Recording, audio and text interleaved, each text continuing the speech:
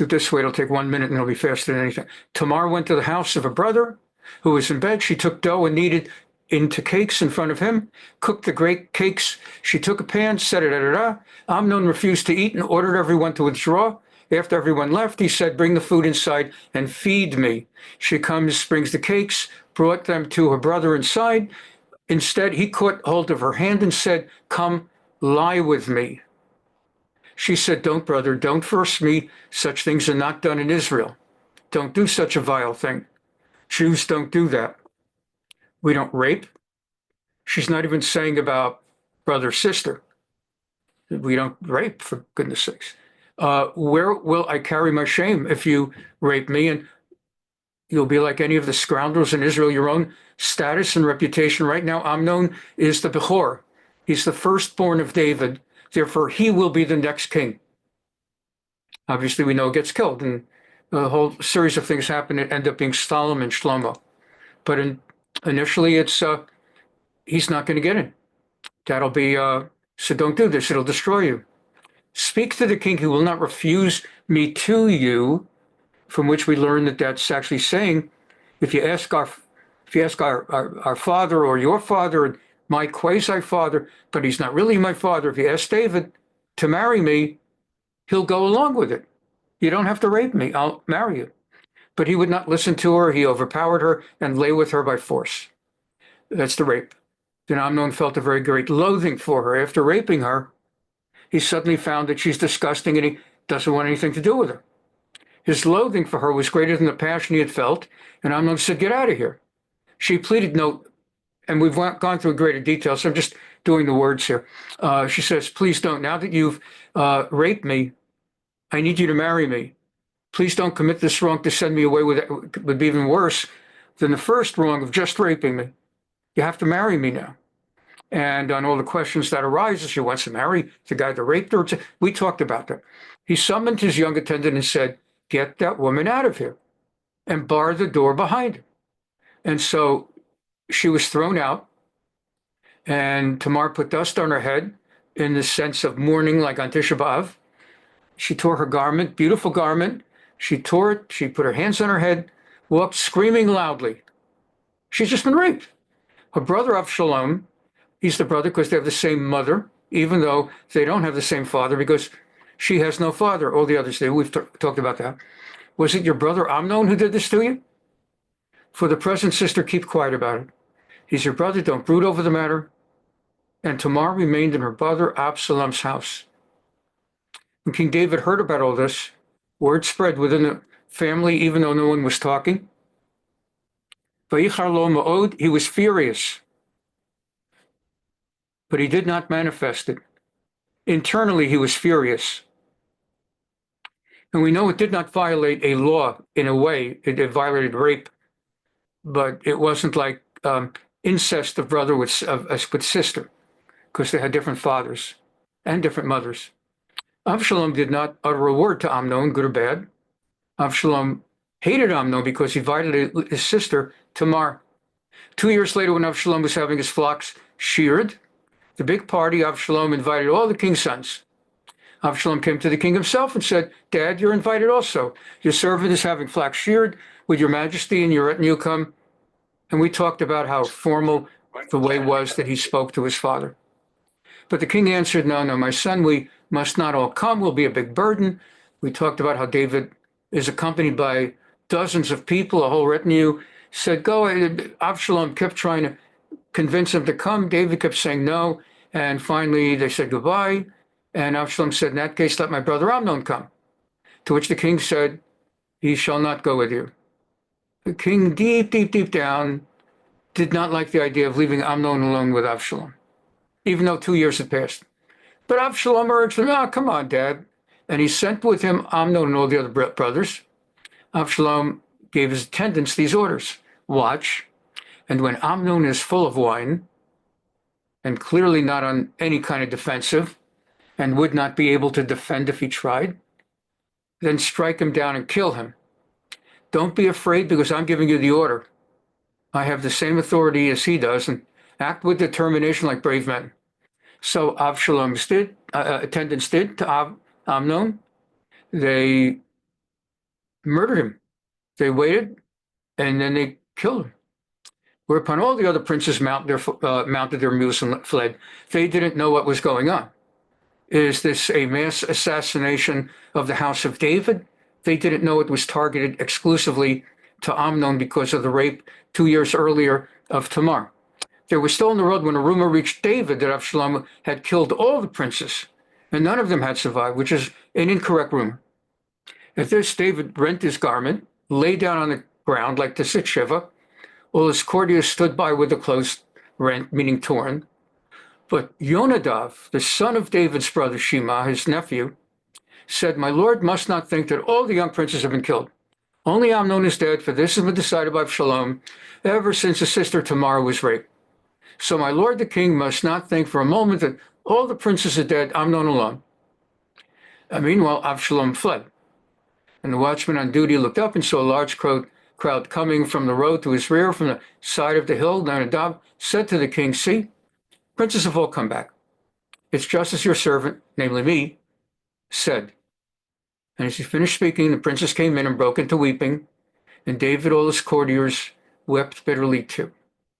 And we're going to leave back. We go to the commentators now. Okay. So we're at, first of all, Malbim. So Malbim says on Pasuk Yud, Pasuk Hey, okay. So when Yonadav, the nephew of David, had first advised basically his cousin, Amnon, here's what you do. You'll lie in a bed. You'll act like you're sick. You'll tell your father, please have her come and get me some strength, make me some food. Let me watch her make the food, and then I'd like to eat from her hand. Be'emet lo Allah ayin al dat Yonadav. It never occurred to Yonadav. Again, he's the nephew of David, cousin of everybody. Never occurred to him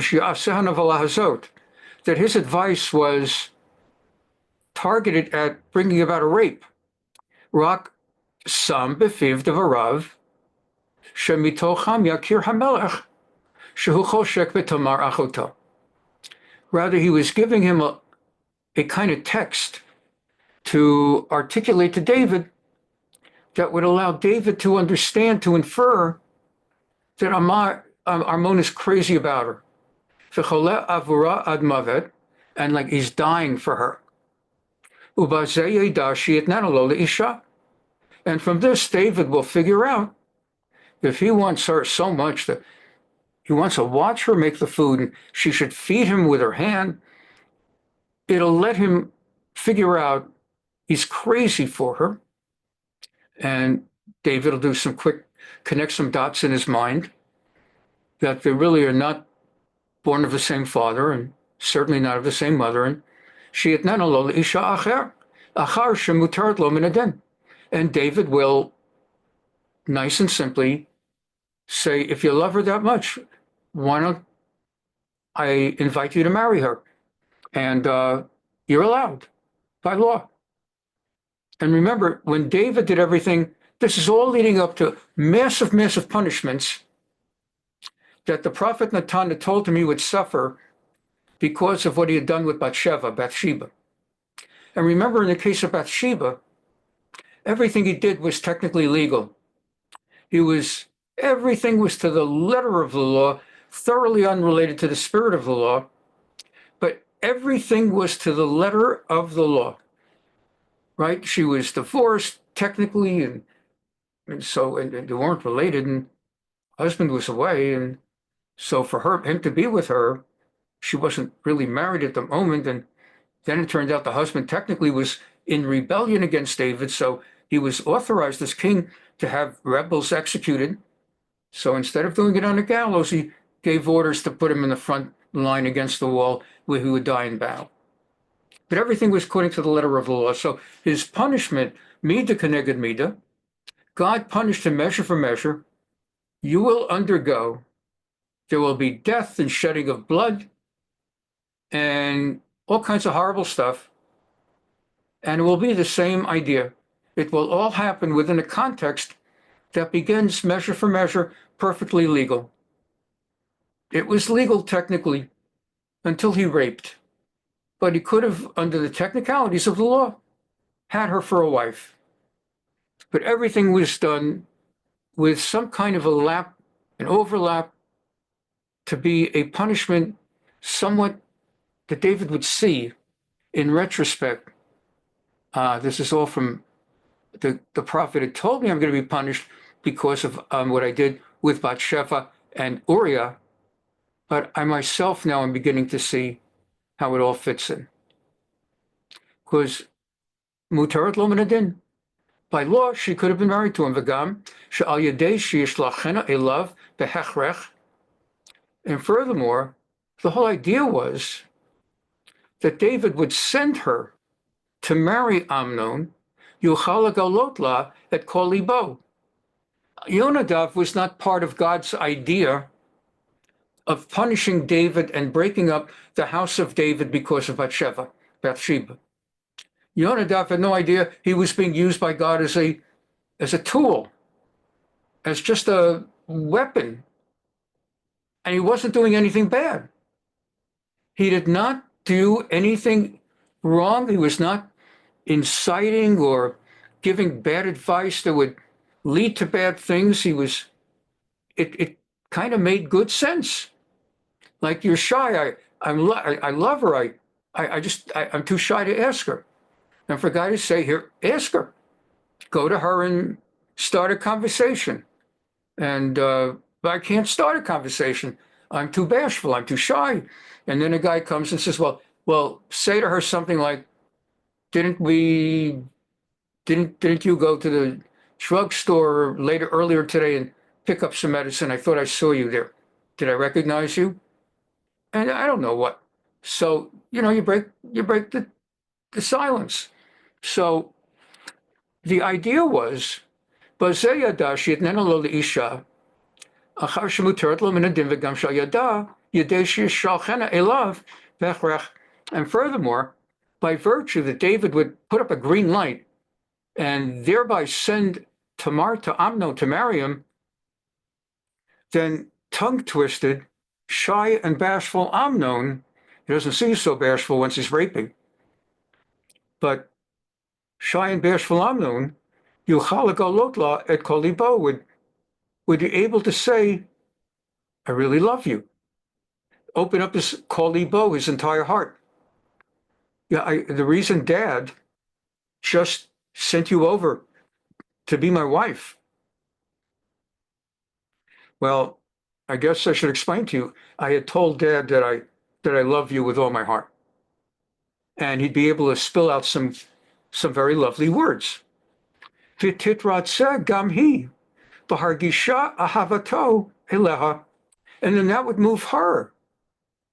Gam hi, also she, with a regesh, with a feeling of ahava. She would feel like, oh my gosh, he loves me. I had no idea. He was always just like a brother to me, which is what he is. But he also, I had no idea he thinks of me that way. So the strategy was, David sends her, I want you to go to Amnon and marry her. She goes to Amnon and says, what's this all about? And that gives him the opening to say, I asked Dad, why? Because I'm crazy about you. Really? Why? And it could be a nice thing. I'm sick for you. I'm sick in passion for you. And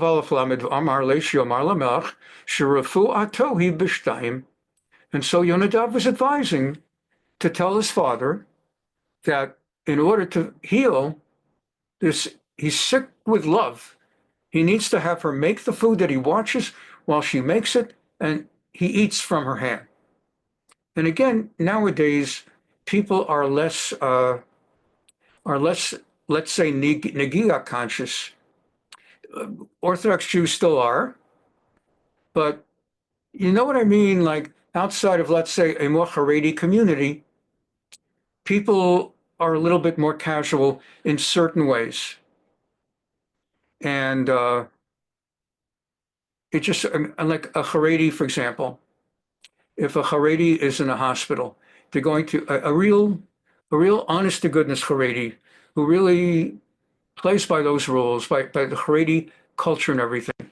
You're in the hospital, you insist on only male nurses. You don't want a female nurse. And some will say uh, that's sexist and that's all kinds of stuff. But the feeling is I can't have a female putting a thermometer across my head or taking my pulse or putting that thing on my finger or the the oxygenation thing or, as I said, pulse. I can't have a woman touching me. I must have, for religious reasons. And it may sound strange, but that's like a thing. And Haredim do not. A Haredi who doesn't make an insistence to have only male nurses, I don't judge that. And it doesn't mean he's phony, but it's not surprising when you hear that there's an issue back there. For a little while, I was a chaplain at a hospital in New Jersey. As part of, I was a rabbi at my first shul. They start you off in the minor leagues. So it was a minor league shul in Jersey City, New Jersey. Did not pay enough, and I had to take side gigs in order to make an income. And so I also was Jewish chaplain to the Jersey City police force. They didn't end up having many Jewish cops. The Jewish chaplain was mostly for the Irish cops who didn't like their chaplain. And it was the idea was we should have a Jewish chaplain when we arrest Jews. For Jersey City, they were all blacks and Hispanics. No, first of all, there weren't even Jews except for my shul. At that time, Jersey City was the belly button of the United States. And on top of it, but I was a chaplain. And it came up somehow somebody didn't want to have a female nurse. And part of my role was to explain the cultural thing that what I've just explained to you. So there are certain communities like the Haredim, and certainly back then, a lot of people were more strict in many things. It's kind of quirky. On the one hand, people were more strict, and yet you had all these concubines and things that we're reading about. It's like all or nothing, literally. But it would be that he wants to eat from your hand. You'd have to be married to him. I guess if you're his sister, brother, you could eat from his hand, but still, it's very unusual. And so that's what was going on. All right, we continue. So this continues. Okay, I think I'll skip the rest of this. Yeah, just to finish it up, as I've been saying. Kadesh yargish bo hamelech. The idea was that the king himself should perceive that Amnon is crazy about Tamar and nothing short of having sexual activity with her is going to calm him down. And the assumption is not that my first in line to be the next king of Israel is going to rape his quasi-sister. The inference is she wants to marry her.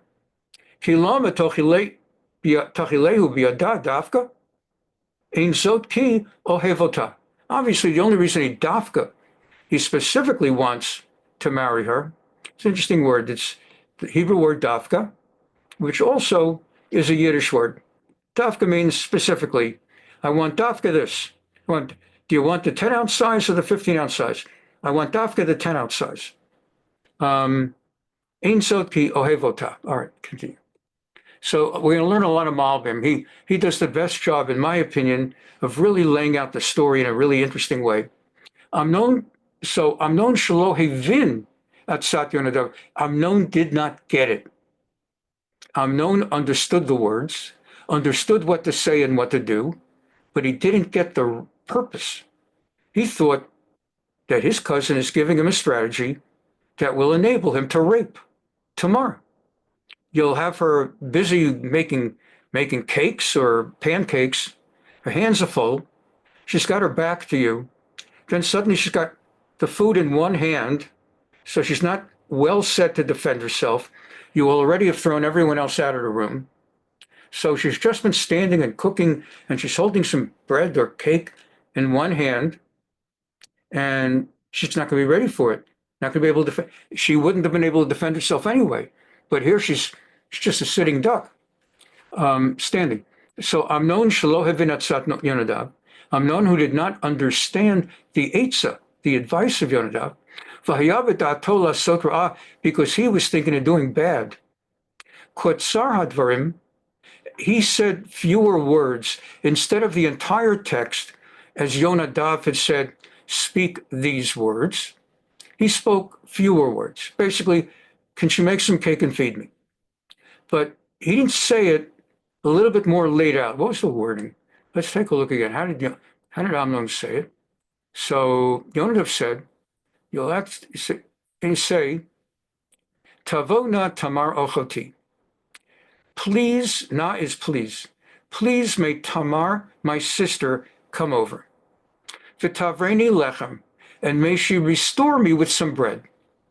V'asta le'inayit harberia, and can she prepare the food in front of my eyes, Laman asher erev, so that I may see, ve'achalti miyada, and I shall eat from her hand.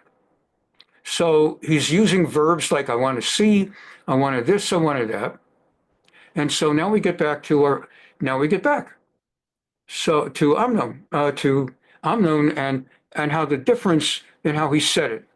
Because when he said, he lay down, king came and he said, Tavona Tamar achuti, please can my sister Tamar come, same start, L'tabev le'enai utlabev le'enai shtei levavot ve'evremi yada, and I'll see her frying or making the two pancakes, and I'll become healthier from her hand. So it's ve'evremi yada, he said, and I shall become bari, healthy from her hand, rather than ve'achalti miyada, that I'll evred from the biriyah of watching her make it, and I will eat from her hand. And the thought in Yonadav's mind is that there's something more romantic of saying I'd like to eat from her hand than I'll get healthy from her hand. One is more like a nurse or a mother, and the other is to eat from her hand would subtly convey subtle more passion. So ubaseh hishkif David rak al techilat devarav shetalabev le'enav shtei levivot. And from this, David inferred only that it was about having her make the pancakes. V'chashav sheyan shekol ochel tita'ev nafsho yita'ev lemin ma'achal shelevivot. That David figured, look, the guy is he's been sick, he's in bed starving, and it'll help whet his appetite by him seeing the pancakes. You know that. If they lay out a nice meal, a caterer, if they just put a lot of slop on your plate, like in a prison, and they're just slopping the mashed potatoes and slopping this and slopping that, it will still fill you up. But if it's laid out like in a nice restaurant by a caterer at a nice event, and it's very pleasing to the eye, gives you more of an appetite. Doesn't have a sexual connotation, but it makes the food look better. So the way he said it, David understood that he wanted to see the food. It would whet his appetite. And so thinking that she knows how to make it nicely, and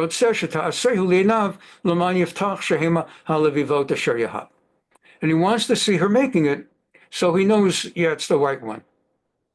What can I compare it to? I don't think it even needs comparison. You go to a restaurant, and okay, they have many kinds. It's a really good restaurant, and there are many kinds of different kinds of chicken. And you order a specific chicken, and as they're bringing in the plate, you see right away, that's not the one I'm ordering. I don't know, roasted chicken and boiled chicken, I don't know. And you see right away, you wanted one that has tomato sauce and one that has a white sauce. And you see right away as it's coming, it's made right, but that's not what I wanted. And you say to the waiter, excuse me, I ordered X and I think this is Y. And the waiter says, yes, I'm sorry. I'll if Monsieur can wait, I'll bring in the other one. So David understood that's what it is. He wants to make sure he's really starving, and he just wants to make sure he's going to be fed what he wants. and she's going to make it, and he wants to see it. End of story. Because he ends up saying, I'll get healthy from her hands, rather than I want to feed from her hands. Interesting. So it doesn't give David the clue that that's what this really is all about. So David's just acting out of innocence. David doesn't know that today is the day that the prophet Nathan's curse starts unfolding. He's just doing a regular day. And so next thing you know, he rapes her. He rapes her in verse 13, 12:13. She says, please don't rape me. Al ta'aneni. The word inui means persecute or oppress. We're going to see it in the Haggadah, how the Egyptians persecuted us and oppressed us. And Yom Kippur is called V'initem et nafshotechem. You shall oppress your souls, because we don't eat, we don't drink, and the other four things and such. Ki lo ya'aseh kan b'Yisrael al ta'aseh hanavah hazot. This kind of thing is not done among Jews. Don't do this horrible thing. V'ani ana olichet charpati. Where will I, she says, be able to bring my shame? And you will become known as just one more, like just a vile like Salvadoran or a Venezuelan, like what's going on now with these people. And you no longer will be regarded as the royal prince of Israel, like Charles or whoever's the new one or whatever. So just tell Dad, and he'll agree to let you marry me. But he now is so compelled to go after her. It's just all loose. So first of all, what he does first of all is Vaye'aneha Vayeshkavota. He rapes her, but they don't use the word rape here. He oppresses her. He overpowers her. That's not a good translation. He oppresses her, with it being understood that the word oppress in this context means rape. So he rapes her and he lies with her. So the question that Malbim, who likes to pick apart all the words in the Nevi'im and to what's hidden in this text. So he thinks to say, if it says, and he raped her, why does it add, and he lay with her? Well, I mean, I guess you could say he raped her. And when he was physically done with that she was crushed and practically in paralysis. So she's not going anywhere right away. And if he decides to continue lying alongside her, I guess you could say that's what it means. Malbim he wants to find something else from a midrash. Malbim says that initially Amnon tried to rape her without breaking her hymen, so that he could later deny when she claimed that she was raped. He would be able to claim, how could she have been raped? Her hymen is not broken. Vaye'aneha, that he raped her in a way not to break her hymen. Vayeshkav ota, and either, number one, he was not successful, or he was successful, but it was so awkward that he did not get the experience he wanted, and so he re-raped her straightforwardly. So this is horrible. This is just horrible on so many levels, and then all the imaginable levels, it's even more horrible on a second set of levels. Ina ota shelo kedarka. Initially, he raped her. Ina, oppressed her. Shelo kedarka, not in the usual way, not referring to a usual way to rape. He did not have an intimate intercourse in the usual way. Laval tovad betuleha, he was trying not to break, or that her signs of virginity should not be lost. Ucheshalo shakat rucho, and when after doing it that way, and it did not calm his passion. Shochav ota kedarka, he did another round, this time in a more standard, natural way of a man being intimate with a woman. So she's just been, I mean, beyond abused and raped. And I mean, forget, it's just, I mean, this is like these people that carry the Bill Cosby thing for 10 or 20 years. And then it's like, that was 10, 20 years ago. Forget about it. He's old now. And it's sort of, you don't know what he did to me. And I will never let him get away with that. And for those who can't understand that, this is a perfect example to see what it is. Maybe there's men that can't understand. Why don't you let go of it already? And women would understand, and sensitive men would understand. You can't let go of that. And you can't get away with it.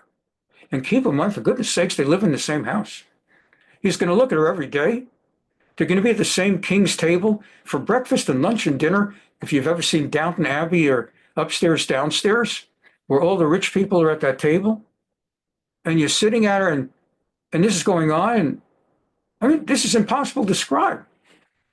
And he just would not pay any attention to what she's begging him, and he doesn't care. Vayisna eha Amnon. Well, actually, let's go in the 14. So it's not 14 or 15. Okay, good. Vayisna eha Amnon. And just as he had been passionate for her, now he loathed her. He despised her. So what's that all about? So, I mean, I can't analyze this completely, but we can discuss a bit.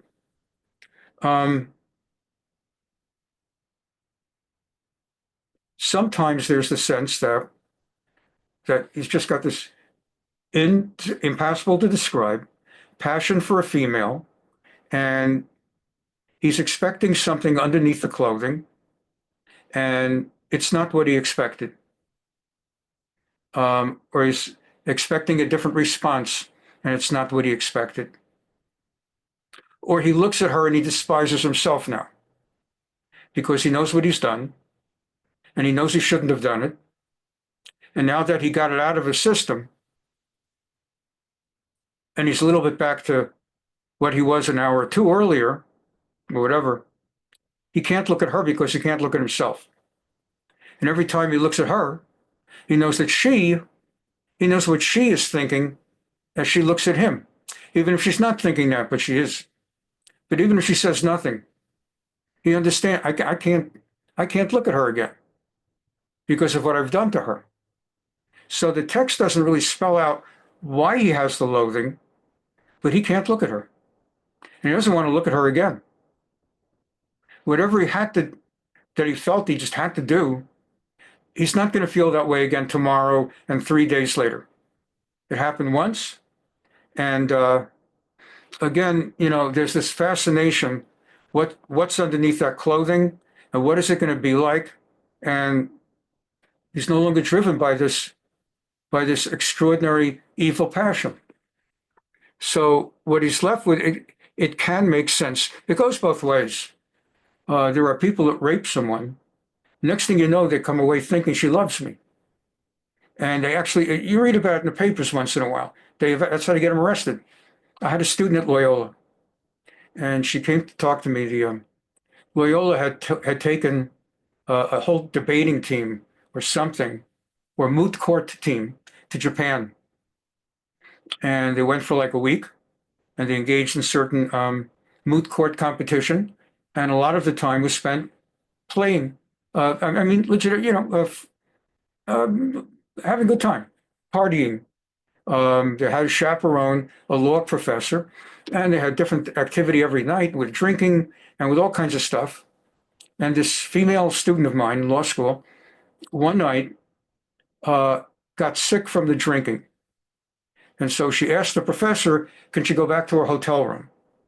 So the professor said yes, and did not make arrangements for anybody to accompany her. And she went to track down an Uber or whatever they have there. And yeah, sure enough, some guy picked her up who told her he's the Uber or whatever, and he was the rapist. And she told him the address of or the name of the hotel, and he took her to his place, and he raped her, and he left her on the street. And she came to talk to me. Every so often, a law student would talk to me because they all knew in his background he's a rabbi. And 99% of the students at Loyola Law School don't know the difference between a rabbi and a priest and a pastor. And they just assume if you're a rabbi, you're the one I would talk to. And I would have from time to time. That's the only rape one I ever had. And she wanted to sue Loyola Law School for not providing proper, and she probably should have. So anyway, so she tells me what ends up happening. She comes back to America, and one day she finds she's been texted on her phone by the rapist in Japan, who had gotten her number somehow. He wants to come to America, and he wants to spend a week with her. And she wants to know what to do. And I gave her options, and I told her, talk to the cops. Here's the options, where one option is have him come, and the cops can get him, and then he's crossed not only state lines, but Interpol quality stuff, and he could get really messed up. And anyway, but these things happen. So sometimes they rape somebody. Now they're madly in love. It's more than they even imagined, or exactly what they imagined. And sometimes it's the opposite. Just saying this because for some it might seem strange that he's doing something so horrific that will destroy him in various ways in his relationship with his father and what's going to become within the family. And on the other hand, right away, he despises her. But he does, and he throws her out, and he won't marry her. Okay. So Malbim is talking about this. Zota sinah shehoyata siba me'et Hashem. Why did he suddenly go so loathing and hateful? Here he was so desirous. It was not necessarily the natural order and natural course of events, but rather it was God now directing and engineering the punishment. To make him despise her so much that he would intensify the evil and the humiliation by sending her out. Via Avshalom yoter soneoto, and that would lead Absalom, her brother, her real brother, to despise him even more. At least if he's kept her and married her, maybe Avshalom would not have killed him. First of all, he'd be making her a widow. Maybe their marriage would be working out. There's other possibilities that might have unfolded. But by not marrying her, he just leaves Avshalom with even more rage. Yoter soneoto ad mavet, to the point of wanting to kill him. Ad shechashav l'hargo. V'zeh ha'maseh haya onesh David al maseh bat Sheva, Uriah. And this is punishment for what happened with David, Bathsheba, and Uriah.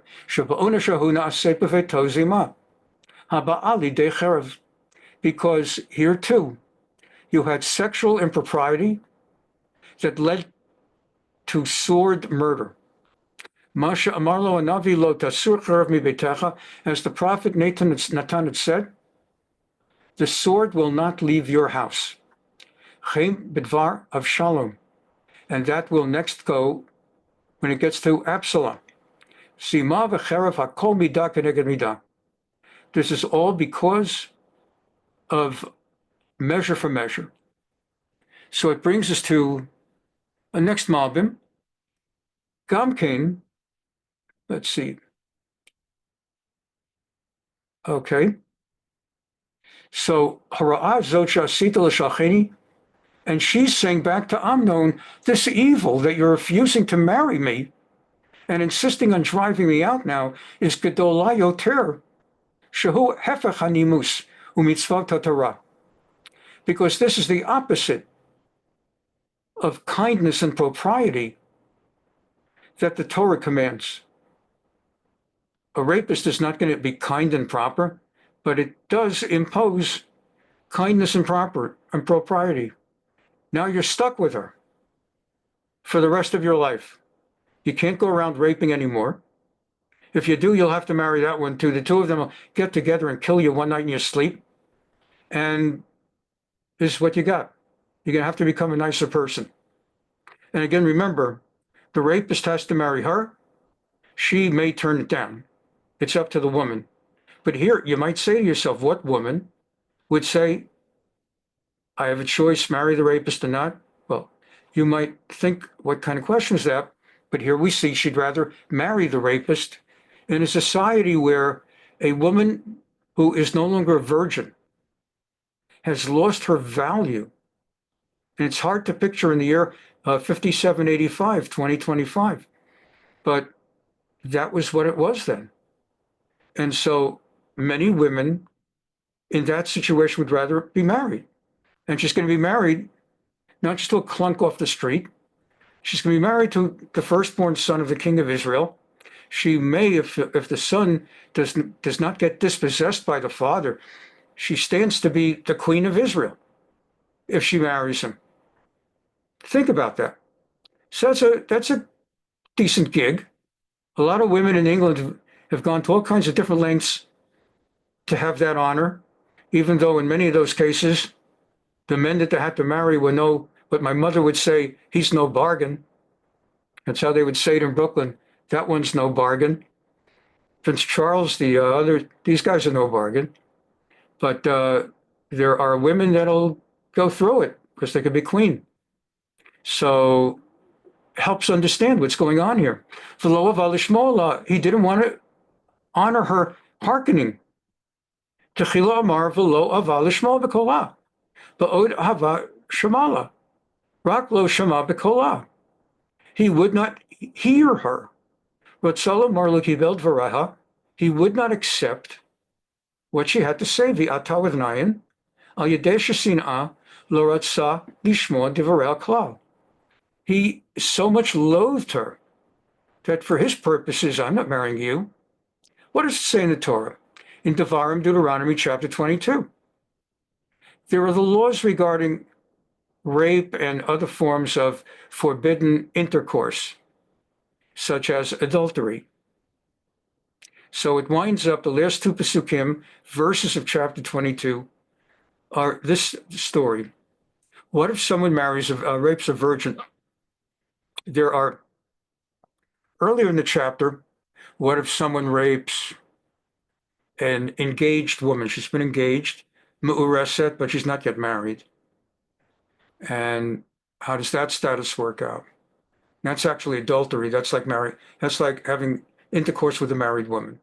In halachic times, engagement was a very interesting thing that from the moment they're engaged, that the ring is on the finger, harei at mekudeshet li b'tabat zu.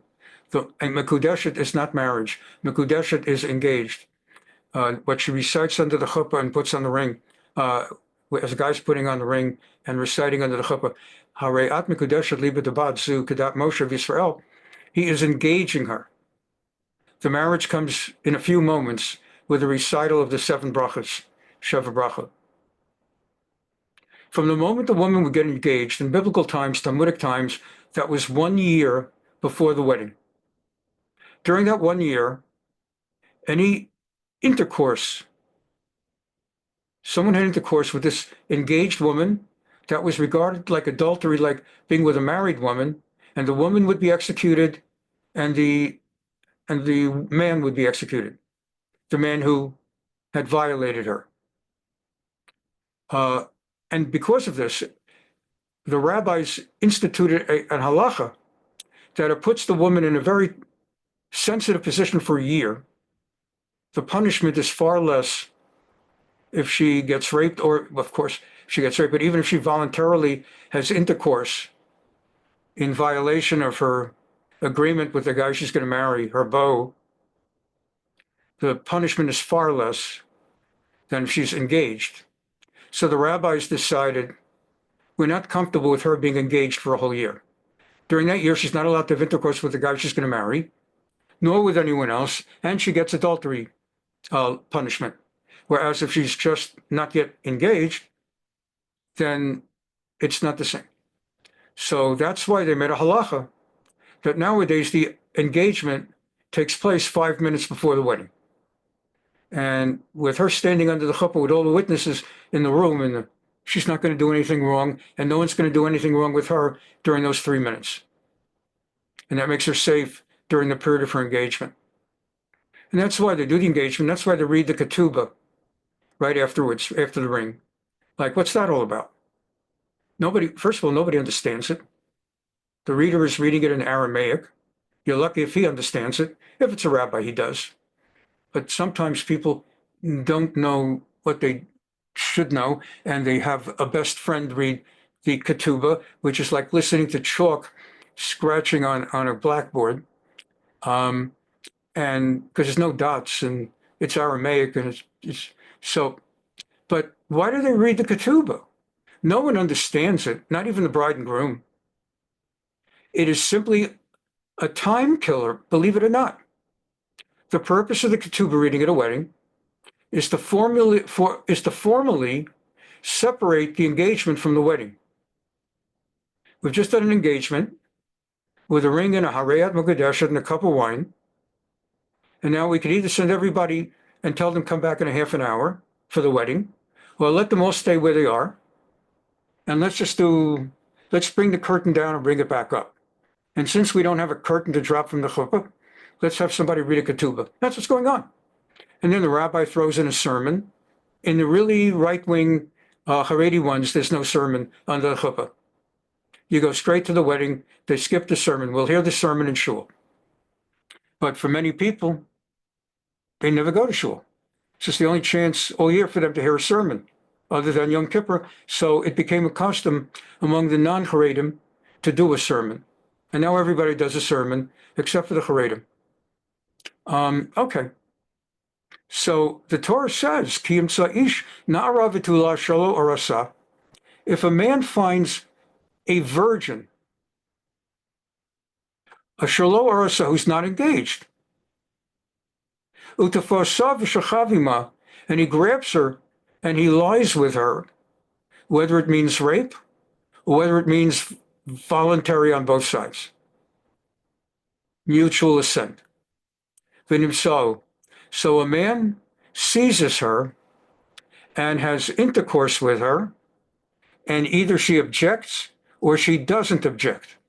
And you'll say, if he grabbed her, how do you know? Well, you always see these movies and TV where, like, the woman says, stay away from me, and then the man grabs her and forces her to kiss him, and then she throws her arms around him and is madly in love. And so who knows what goes on? But whatever it is, and they're discovered, here's the story. The party who lay with her, the either rapist or voluntary mutual assent man, shall pay the girl's father 50 shekels of silver. Again, it's not the year 5785, 2025. In those days, the daughter belonged to the father. If you ever see the movie, when are you going to see the movie? There's a wonderful movie, probably one of the funniest comedy movies that ever came out of Israel. It's called Salach. Salach, that's the name of this a Moroccan or Yemenite Jew who makes Aliyah with his 10 or so children and his wife. And he's just arrived 1950 in Israel, and they throw him into some resettlement place where they were throwing all the Sephardim from Yemen and Morocco, and he doesn't know what's going on there. And it's just a wonderful movie about how they take him for an idiot and try to take him advantage, because the country was being run by Ashkenazic Marxists in the kibbutzim, and they had contempt for the Sephardim. And they show how his unschooled but raw intelligence most of the time outsmarts them. Anyway, in that world, his daughters belong to him, his property. Anyone in the movie, someone wants to marry a girl, and he explains it's how much it's going to cost you.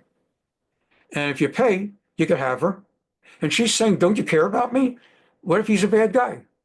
And he says, if he pays that money, he's not a bad guy. He's a good guy. And he's ready. And the other guy's saying, I don't have the money. You don't have the money, you don't have the girl. And so it's part of the storyline. A man, in those days, it wasn't Ashkenaz Sfard. Everybody, The daughters were the property of the father, and you had to pay. And if there's been a rape or something that broke her virginity, which means her property value has shot down like crazy, so then the person who was intimate with her has to pay 50 shekels, and she shall be his wife. Vilo with a vav, and to him, tehiyah isha, tachat asher ina, because he persecuted her. He raped her.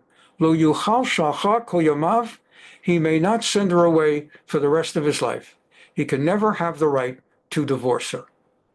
But we won't take out the time, but in halachic literature, she can refuse to marry him. So that's where this is coming from. She's saying, marry me. Under the halacha, you're supposed to. And then you can't send me away, and I'm secure, and I'll be the queen one day, and I'll have enough money, and maybe we'll make a family. I don't know. What ends up happening is, it's a disaster, of course. The whole thing is a disaster. And as a result of this disaster, it comes to the home stretch. So first we have the Malbim on 1920, and we'll skip it because of time. Let's see, or some of it. Okay. Let's just skip most of it. Okay. So what happens here is that her brother, Avshalom, now tells her, Amnon did this, huh? Listen, be quiet. Don't tell anybody. Keep silent. First of all, he's your brother.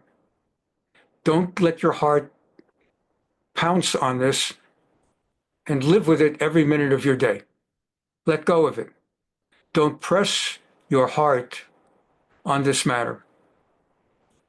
And just wait. Just be silent, and everything will be fine. Good things come to those who wait.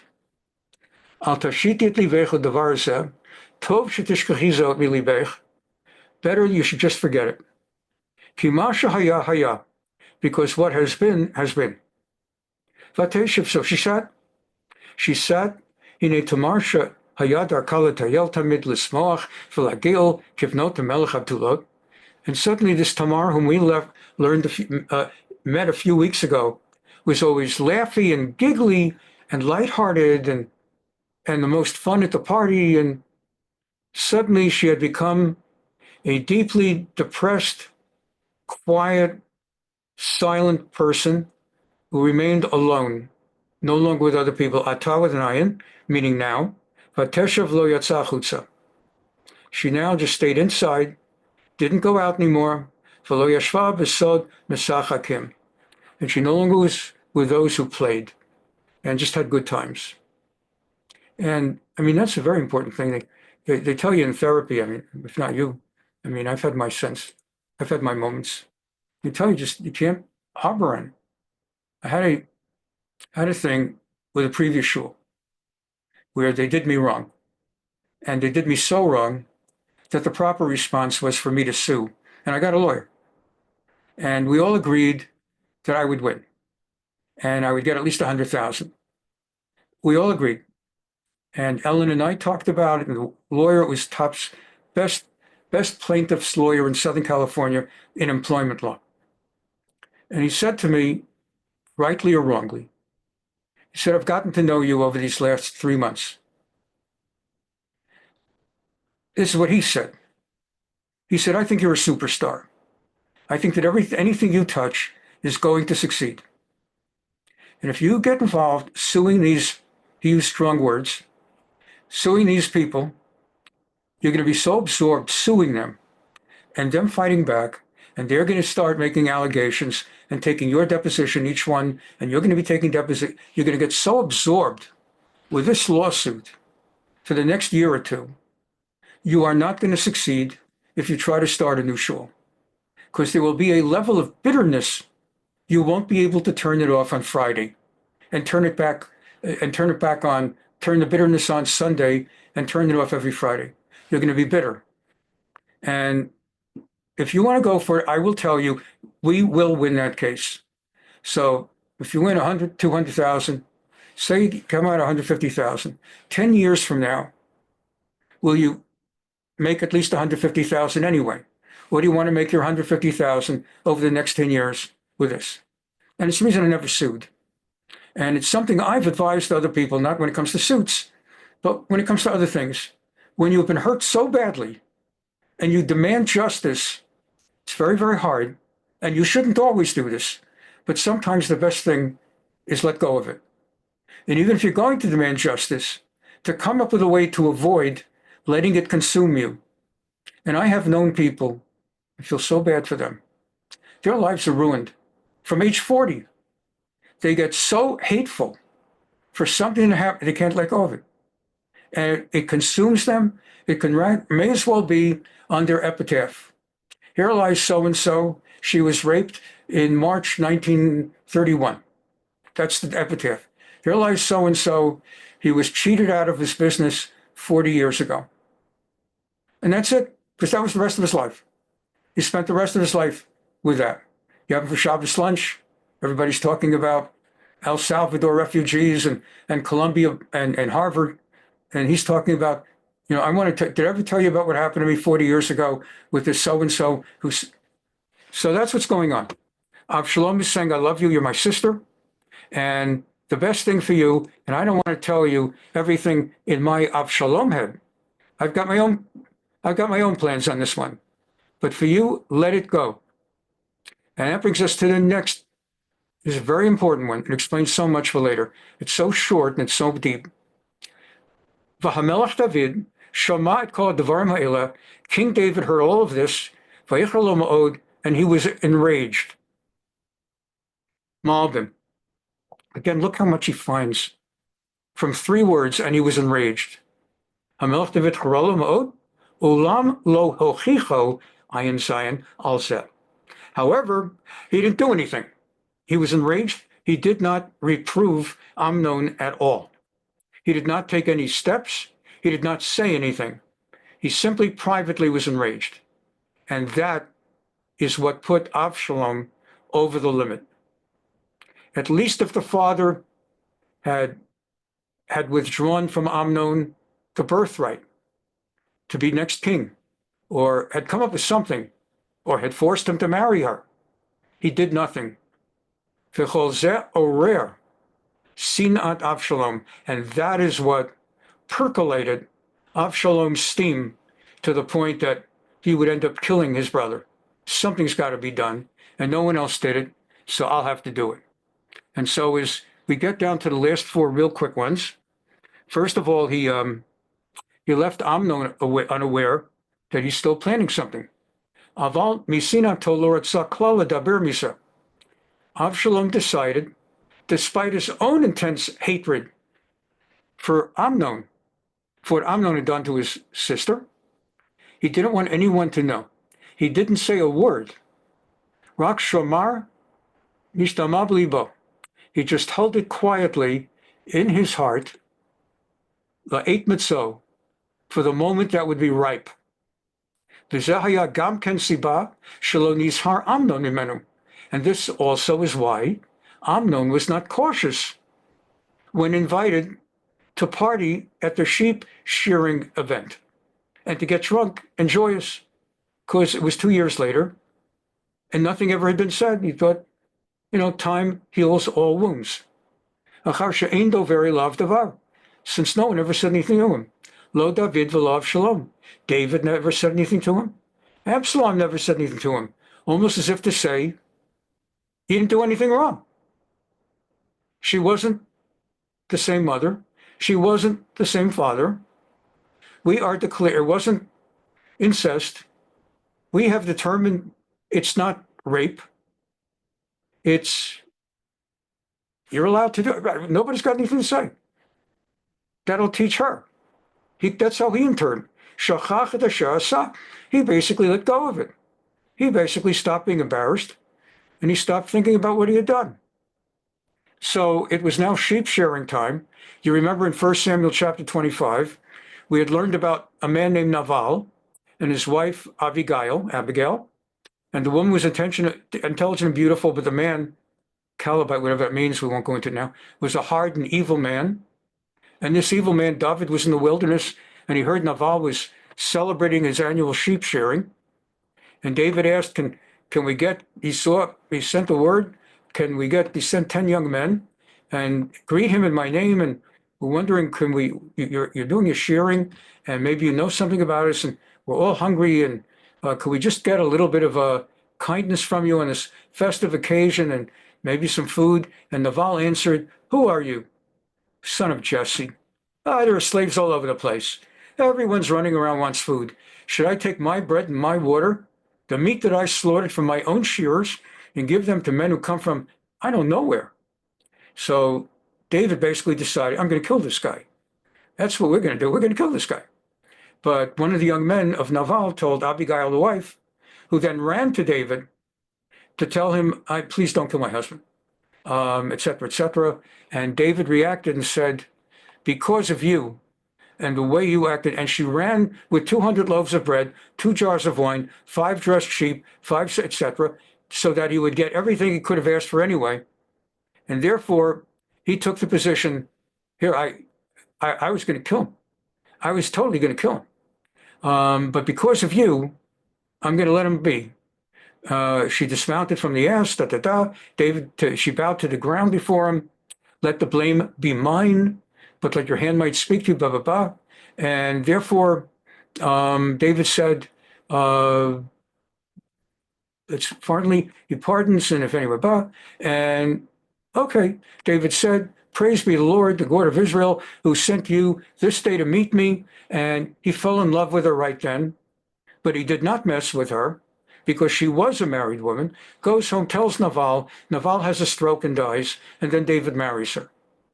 And so we saw sheep shearing as a big thing.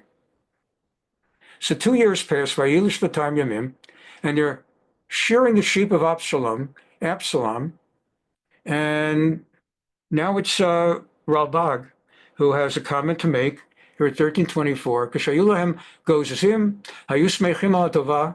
So now they're sheep shearing, everybody's happy, everybody's celebrating. What I just read you a second ago, just as happened when David went to Naval, because it's a big festival, and so we're celebrating. So therefore, Avshalom. So this was Avshalom's plot. That he asked his father to come together with the father's gigantic retinue. It's what happens when I try to get it all done. When he says, but it's a good rhyme. So when he says, please, Dad, come with your gigantic retinue to my party, and the father says, I can't do that. Avshalom knew that his father would never do that, that it would be just impolite to show up with such a royal retinue. There'd be no room for anyone else to be. And then they all would start drinking the wine, eating the meat, and the whole thing would be a disaster. So he invited his father, Kadesh Yitrat said David, L'shloch Amnon imo.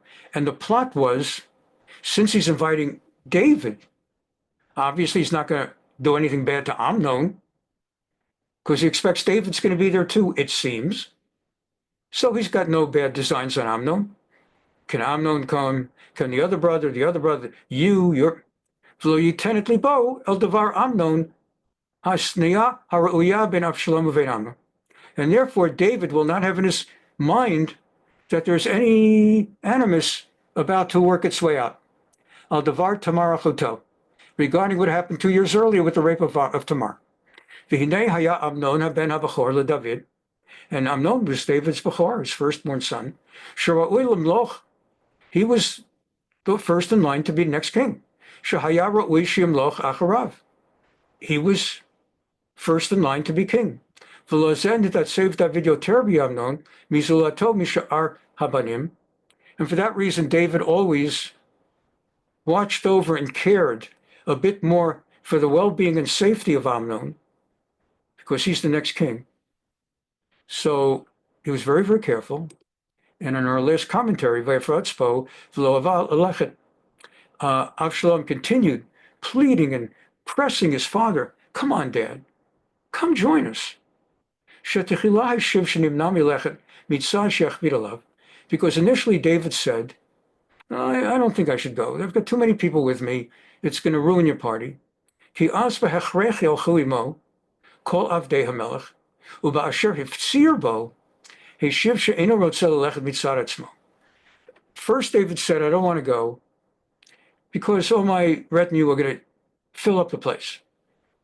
So as Avshalom continued to beg him to come, David said, furthermore, you want to know something, Avshalom, I'm not up to it today, for my own reasons.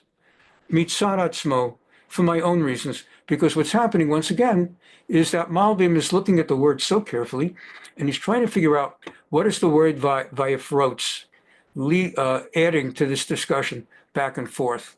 So where he says vayafrotspo, vayalo aval alechet, here this time he says, it's not only that I don't want to come, lo nichbad alecha, that we shouldn't add weight, we shouldn't burden you, but furthermore, lo aval alechet, I just don't want to come.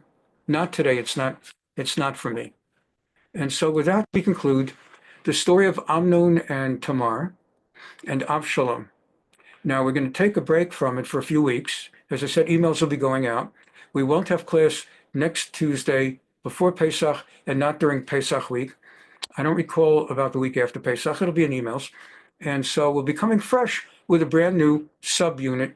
But where it's now going is that David finds out that Avshalom has murdered Amnon, the next in line. And this creates a situation between David and Amnon that goes from bad to worse